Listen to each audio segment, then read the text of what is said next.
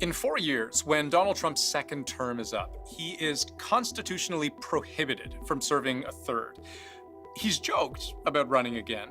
I've raised a lot of money for the next race that I assume I can't use for myself, but I'm not 100% sure because I don't know. I think I'm not allowed to run again. I'm not sure. But on Sunday, we saw Trump's clearest expression yet that he's actually serious. President Donald Trump said in a Sunday morning phone call that he was not joking about a third term. The article goes on. When asked whether he has been presented with plans to allow him to seek a third term, Trump said, "There are methods which you could do it." He told me he's not joking. He said there are other methods. I asked if he could give me details, and he said flatly, no. And Trump's allies believe where there's a will, there's a way. I'm a firm believer that President Trump will run and win again in 2028. So I've already endorsed President Trump. You know he's term limited. How do you think he gets another term? We're working on it. I think we'll have a couple of alternatives. Let's say that. So let's go through what some of those alternatives might be. Now, the main hurdle for any president seeking a third term is the U.S. Constitution itself. The 22nd Amendment starts by saying, "No person shall be elected to the office of the president more than twice."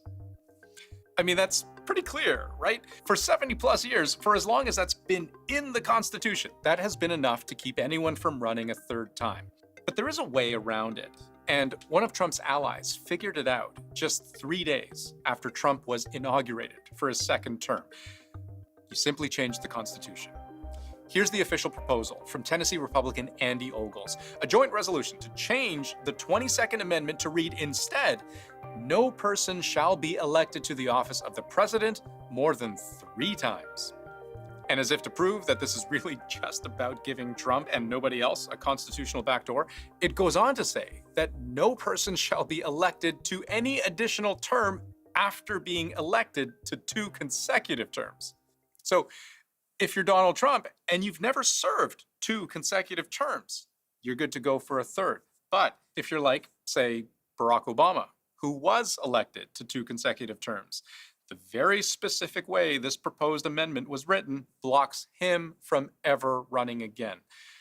But constitutional amendments are hard. Option number 1 is you'd have to get 2/3 of both houses of Congress and 3/4 of the states to agree on a constitutional amendment. The alternative method for amending the Constitution, which has never been done, is to get an agreement among 2/3 of the states to call a constitutional convention.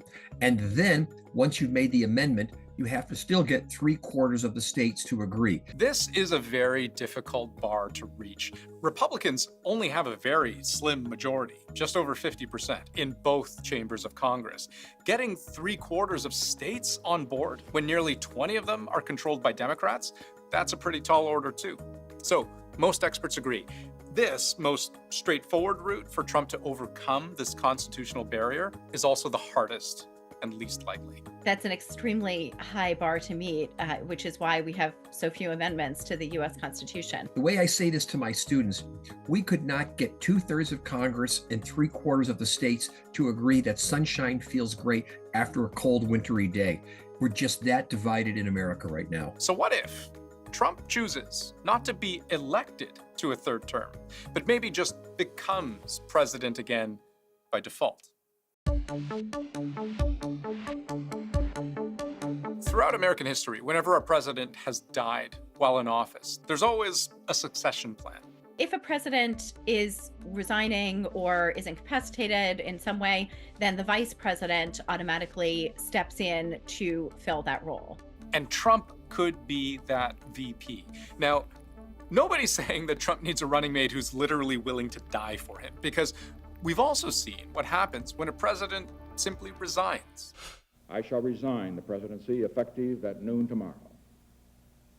Vice President Ford will be sworn in as president at that hour. Gerald Ford is actually a fascinating example because Nixon was president and Spiro Agnew was his vice president. Spiro Agnew has to resign because of legal controversies, which created a vacancy in the vice presidency. Nixon selected Gerald Ford to be his vice president.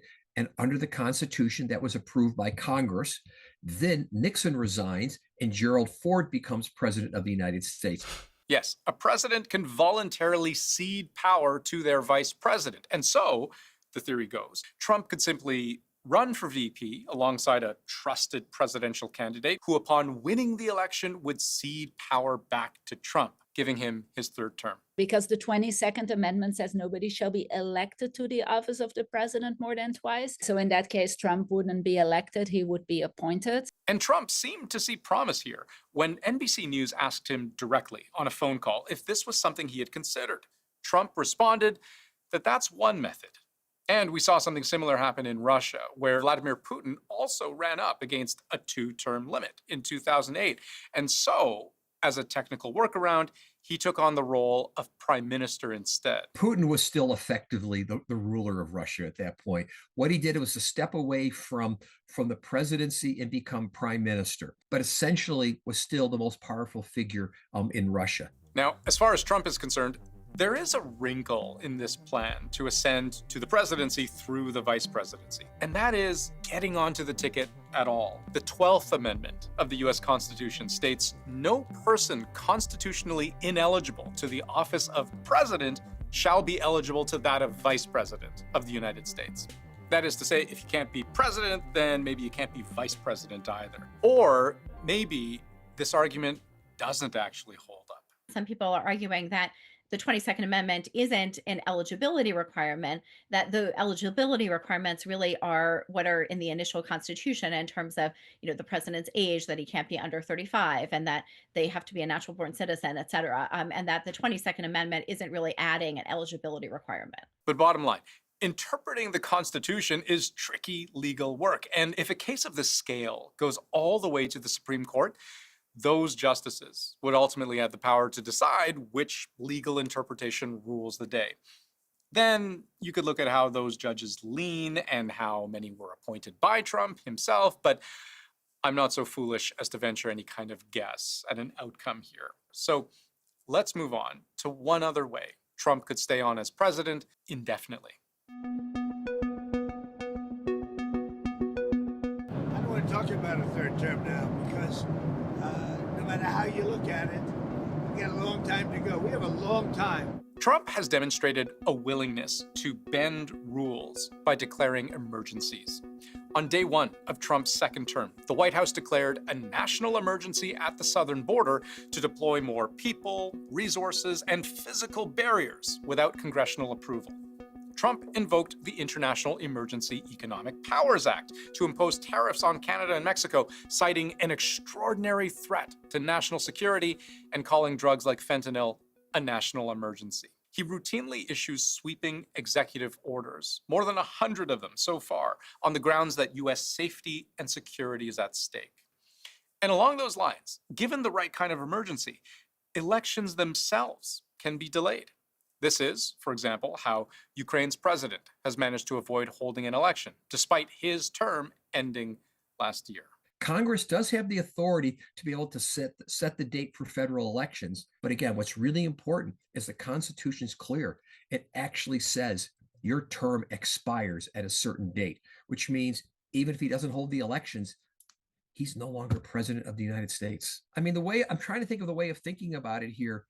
In Canada, even though the government has called for early elections, there's an absolute date upon which they have to hold elections. And I don't think there's anything in Canadian law that allows somebody to stay in office beyond the expiration of their time.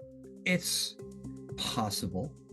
If that were to happen, that would be the surest sign that the United States is no longer a constitutional democracy. Because at that point, elections have been suspended. He has stayed in office beyond what the Constitution allows.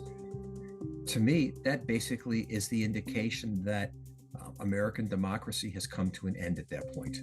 But these are all just theories, right?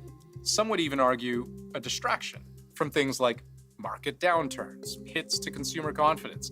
You get the idea.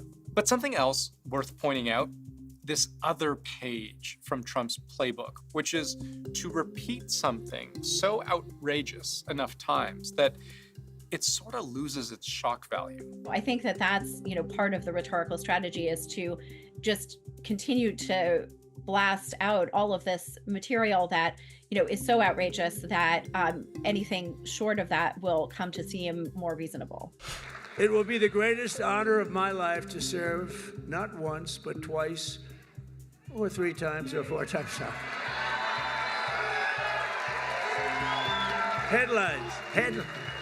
Headlines from the fake news. No, it will be to serve twice. Whether it's purchasing Greenland or taking over the Panama Canal or annexing Canada, these are all threats that began in the realm of the implausible, but over time grew to be taken more seriously. What's really hard to do, though, is to be able to tell what's serious and what's just shooting from the hip.